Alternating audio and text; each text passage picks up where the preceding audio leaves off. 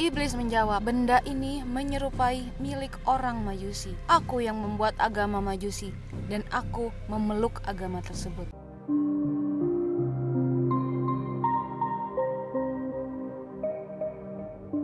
Assalamualaikum warahmatullahi wabarakatuh. Abu Mutakil meriwayatkan dari Silih bin Said dari Abu Saf dari Al-Hasan bahwa Rasulullah Shallallahu Alaihi Wasallam bersabda, suatu ketika iblis laknatullah sang pengingkar Allah Subhanahu wa taala mendatangi para nabi dan berbicara dengan mereka. Ia mendatangi semua nabi mulai dari Nabi Nuh alaihi salam sampai Nabi Isa alaihi salam ibnu Maryam, serta kepada nabi-nabi yang hidup di antara keduanya. Hanya saja tidak ada nabi yang paling banyak dan paling enak diajak bicara kecuali Nabi Yahya ibnu Zakaria. Suatu hari iblis menemuinya. Ketika iblis hendak pergi, Nabi Yahya alaihissalam berkata kepadanya, Abu Murrah nama sebenarnya adalah Al-Haris dan gelarnya adalah Abu Murrah. Allah Subhanahu wa taala menyebutnya dengan nama iblis karena ia terkutuk dari segala kebaikan dan rezeki saat disuruh sujud kepada Nabi Adam alaihissalam. Nabi Yahya alaihissalam berkata kepada iblis, Abu Murrah, aku ingin meminta satu hal kepadamu dan aku harap kamu tidak menolaknya. Iblis menjawab, ya, aku akan mengabulkan untukmu, wahai Nabi Allah. Nabi Yahya alaihissalam pun menyampaikan maksudnya. Aku ingin kamu menampakkan bentuk dan rupa aslimu, serta memperlihatkan berbagai bentuk perangkapmu yang kamu gunakan untuk membinasakan dan mencelakakan manusia. Mendengar permintaan Nabi Yahya alaihissalam, iblis berkata, Anda meminta sesuatu yang berat. Permintaan Anda membuatku berada dalam kesulitan. Namun aku tidak bisa menolak permintaan Anda. Hanya saja aku berharap jangan sampai ada orang lain bersama Anda yang melihatku. Dan akhirnya keduanya bersepakat untuk bertemu esok harinya di saat siang. Pada keesokan harinya, pada saat yang telah ditentukan, iblis tiba-tiba muncul dan berdiri di hadapan Nabi Yahya alaihissalam. Ia melihat ketentuan Allah Subhanahu wa taala yang agung. Tiba-tiba iblis tersebut merubah bentuk menjadi mirip hewan yang buruk dan menakutkan. Bentuk fisiknya seperti babi, wajahnya seperti wajah kera, dan matanya memanjang seperti mulutnya. Dia tidak memiliki janggut, rambut di kepalanya jarang dan mengarah ke atas. Dia memiliki 4 tangan, 2 tangan di bahu dan 2 tangannya lagi di kening. Jari-jari tangannya ada 6, hidungnya menghadap ke atas. Ia memiliki belalai, wajahnya mempunyai tengku, kedua matanya kabur, ia pincang, bongkok dan memiliki sayap. Baju yang dipakainya berkerut dan robek, di atasnya ada berhala orang Majusi. Beberapa cangkir kecil menggantung di ikat pinggangnya. Lalu di sekitar bajunya ada 6 jenis minuman dengan warna yang beraneka ragam, seperti putih, hitam, merah, kuning, dan hijau. Di tangannya ada lonceng besar. Di atas kepalanya terdapat telur yang di tengahnya ada besi panjang. Selanjutnya Nabi Yahya alaihissalam berkata, Abu Murrah, jelaskan kepadaku tentang benda yang ada di atas bajumu tersebut. Iblis menjawab, benda ini menyerupai milik orang Majusi. Aku yang membuat agama Majusi dan aku memeluk agama tersebut. Nabi Yahya alaihissalam kembali bertanya, jelaskan kepadaku tentang cangkir kecil yang bergantung di ikat pinggangmu bagian depan. Iblis menjawab, wahai Nabi Allah, di dalamnya ada berbagai syahwat dan jerat perangkapku. Yang pertama-tama aku jadikan alat untuk menjerat orang mukmin adalah wanita. Apabila ia tetap bisa taat kepada Allah Subhanahu wa taala, maka aku akan mendatanginya lewat pengumpulan harta haram agar dia tamak untuk mendapatkannya. Apabila dia tetap taat kepada Allah Subhanahu wa taala dan hidup zuhud, aku akan mendatanginya lewat minuman yang memabukkan, sehingga aku bisa mendatangkan semua syahwat ini kepadanya. Saya memastikan pasti ada sebagian perangkat tersebut yang memperdaya orang mukmin meski dia termasuk manusia paling suci.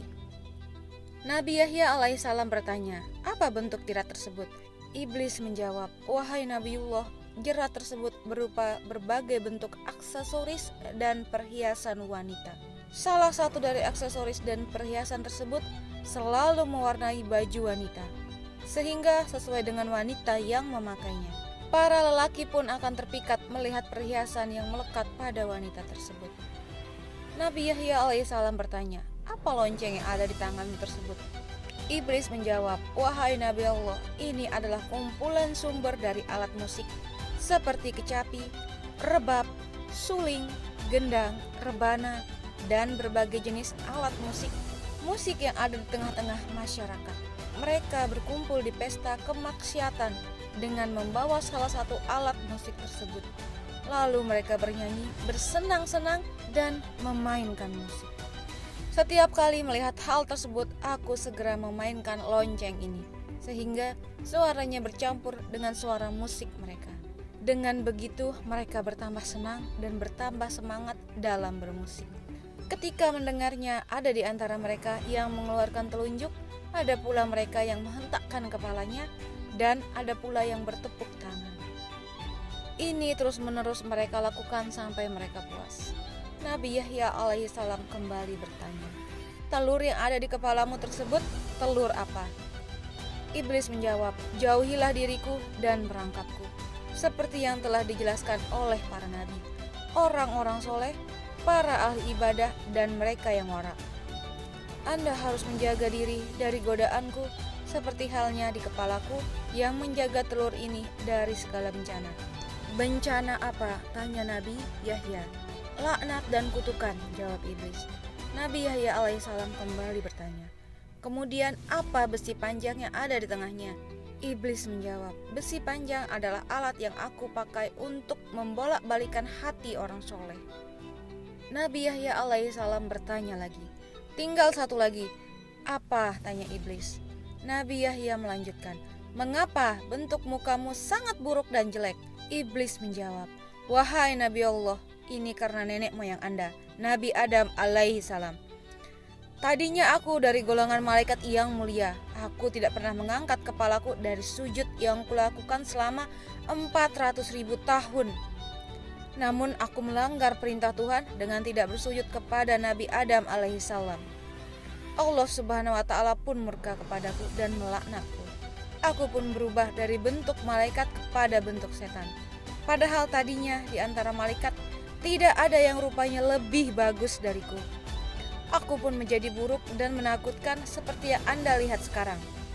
Nabi Yahya alaihissalam melanjutkan pertanyaannya, "Apakah kamu pernah memperlihatkan dirimu dan perangkap ini kepada orang lain?"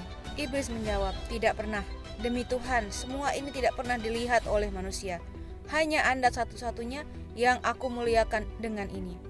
Nabi Yahya alaihissalam berkata, "Sungguh beruntung aku jika kamu mau menjawab dua pertanyaanku. Yang satu umum dan yang satu lagi bersifat khusus." Dan iblis berkata, "Tanyakanlah wahai Nabiullah." Nabi Yahya alaihissalam bertanya, "Terangkanlah kepadaku sesuatu yang paling menjadi harapanmu dan paling menguatkan punggungmu, yang paling menghibur juru tulismu, yang paling menyenangkan matamu, dan yang paling menggembirakan hatimu."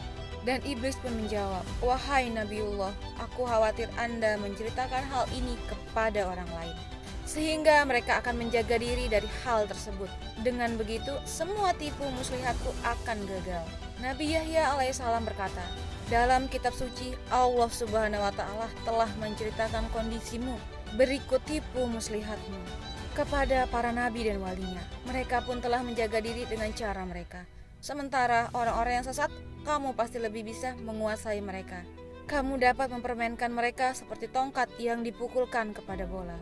Ketenanganmu kepada mereka tidak lebih diperhatikan dan dicamkan daripada ucapan Allah subhanahu wa ta'ala."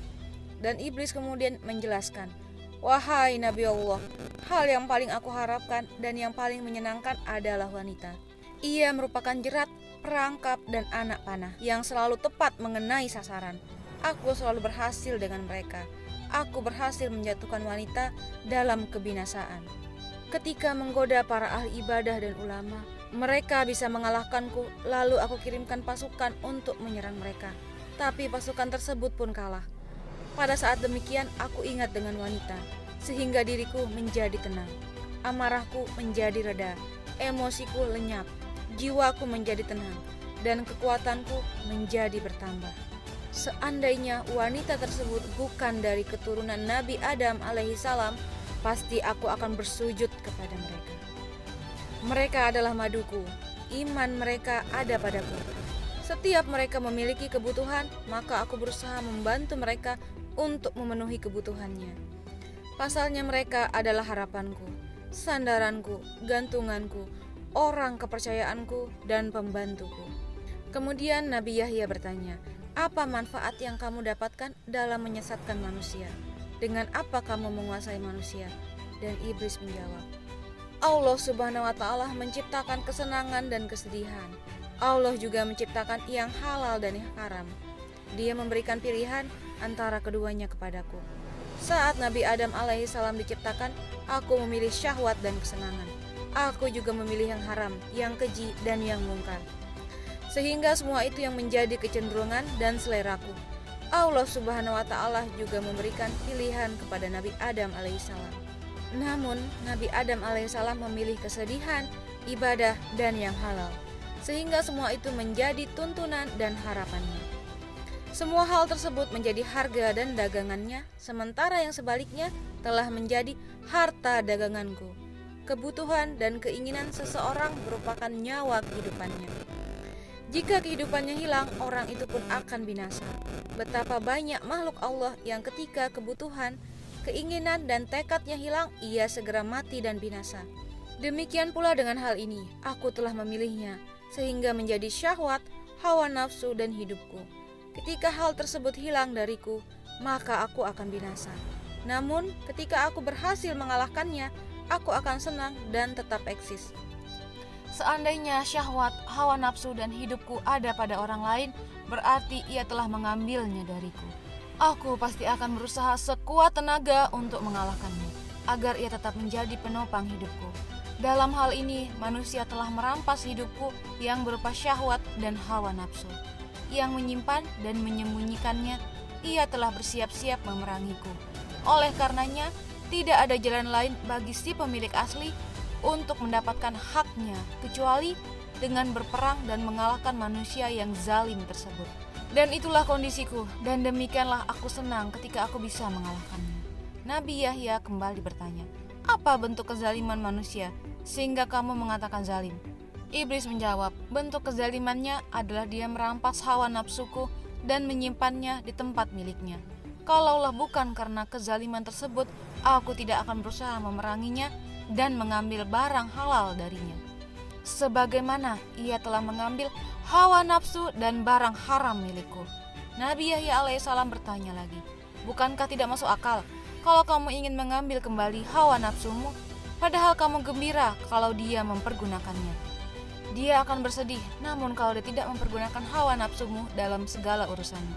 Dan iblis menjawab, kalau ia mempergunakan hawa nafsuku, aku tidak bersedih tetapi gembira, karena berarti ia telah memenuhi kebutuhanku. Aku malah bersedih kalau ia tak mempergunakannya. Aku tidak meminta kebutuhanku tersebut karena ia telah mengambilnya dariku. Aku juga tidak berharap ia mengembalikan, sebab hal itu telah melekat padanya, namun aku ingin dia mempergunakannya. Ketika ia mempergunakannya, maka itu berarti ia telah memberikan kepadaku apa yang menjadi keinginanku, pilihan, dan hidupku. Dia adalah bagian dariku.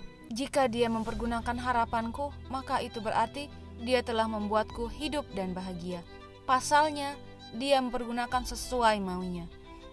Akan tetapi, kalau dia tidak mempergunakannya, maka itu berarti hawa nafsu tersebut tersimpan sebagai tahanan. Jika dia berada dalam keadaan terkekang atau terikat, padahal dia adalah nyawa kehidupan, sehingga seolah-olah aku dipenjara dan terikat, maka aku menjadi sedih dan begitu dia mengganti kehidupanku dengan kematian. Oleh karena itu, aku berusaha dengan berbagai cara dan mendatanginya dengan segala tipu dayaku. Aku kerahkan segala perangkat dan sarana. Aku keluarkan semua hiburan berikut alat-alatnya. Lalu aku pukul, aku gerakkan dan kulambaikan dengan dia melihatnya. Dengan cara itu, dia mulai bermusik dengan semangat. Dia juga mempergunakan hawa nafsu yang ada padanya yang merupakan nyawa dan syahwatku. Aku pun menjadi hidup dan bahagia. sampai dia menemukan jalan untuk bergerak dan terlepas dari pohon tersebut. Dan inilah yang belum aku sebutkan untuk siapapun juga semenjak aku diciptakan. Seandainya aku tidak melihat kelebihan dan kemuliaan yang Anda miliki, aku tidak akan menerangkan semua ini kepada Anda. Nabi Yahya kemudian berkata, tinggal satu pertanyaan yang bersifat khusus dan bersifat pribadi yang ingin aku tanyakan kepadamu. Iblis menjawab, ya, tanyakan. Nabi Yahya melanjutkan, apakah kamu menemukan peluang untuk menggoda diriku dalam pandangan, ucapan, lisan, atau etiket kalbu? Iblis menjawab, secara umum memang tidak ada. Hanya saja ada satu hal dari Anda yang menarik bagiku. Meski begitu, itu sudah cukup bagiku. Ada satu pintu utama yang bisa kumanfaatkan untuk menggoda diri Anda. Ketika mendengar perkataan iblis tersebut, wajah Nabi Yahya alaihissalam menjadi suram. Ia bingung, hatinya sedih, jiwanya terperanjat dan kaget. Nabi Yahya berkata, apakah itu, wahai iblis? Anda adalah orang yang banyak makan. Kadangkala Anda terlalu banyak makan, sehingga menyebabkan pencernaan Anda tidak sehat. Kondisi Anda juga menjadi lemah, ngantuk dan malas, dan gampang tidur. Kadangkala Anda tidur di saat Anda harusnya bangun di tengah malam untuk beribadah. Ini yang menarik bagiku dari diri Anda. Nabi Yahya berkata, dengan kondisi tersebut kamu mendapatkan kesempatan untuk menggodaku? Iblis menjawab, ya wahai Nabi. Nabi Yahya alaihissalam berkata, apa yang membuatmu gembira dengan itu? Anda tidak mencamkan apa yang aku sebutkan pada Anda. Aku akan menggiring Anda pada sesuatu yang dibenci Allah Subhanahu wa Ta'ala, yang tentu saja menjadi sesuatu yang aku sukai. Sebaliknya, sesuatu yang disukai Allah Subhanahu wa Ta'ala adalah sesuatu yang aku benci. Ketika manusia membeli sesuatu yang aku benci, aku tidak berdaya atasnya, sehingga aku berusaha sekuat tenaga untuk menipunya, sampai dia memilih apa yang aku sukai. Semua itu aku lakukan karena hidupku bergantung pada apa yang aku sukai dan disukai oleh manusia. Sebaliknya, kematian, kebinasaan, kehinaan, dan kelemahanku terletak pada apa yang aku benci, dimanfaatkan oleh manusia. Ketahuilah, yang aku benci adalah barang yang halal, yang baik, serta kesedihan. Yang aku sukai adalah barang yang haram, yang buruk, serta kesenangan. Allah Subhanahu wa Ta'ala telah mengingatkanmu dengannya. Anda cukup beruntung, wahai Yahya. Iblis mengatakan ia telah memberitahu apa yang mungkin kesempatan yang didapat dari Nabi Yahya alaihissalam. Tapi Nabi Yahya alaihissalam berkata, sepanjang hidupku hanya itu kesempatan yang bisa kamu dapat dariku. Iblis menjawab, ya, tidak ada lagi hanya itu. Nabi Yahya alaihissalam kemudian menjelaskan, aku berjanji kepada Allah Subhanahu wa Ta'ala untuk tidak meninggalkan dunia dalam kondisi kenyang. Dan mendengar hal tersebut, iblis menjadi marah dan sedih. Sebab Nabi Yahya alaihissalam telah melakukan antisipasi tipu daya iblis. Ia berkata, Anda telah menipuku dan membuatku kesal. Harapanku pun sirna kepada Anda. Dan iblis pun meninggalkan Nabi Yahya alaihissalam dengan sangat murka. Wallahu a'lam bishawab. Waalaikumsalam warahmatullahi wabarakatuh.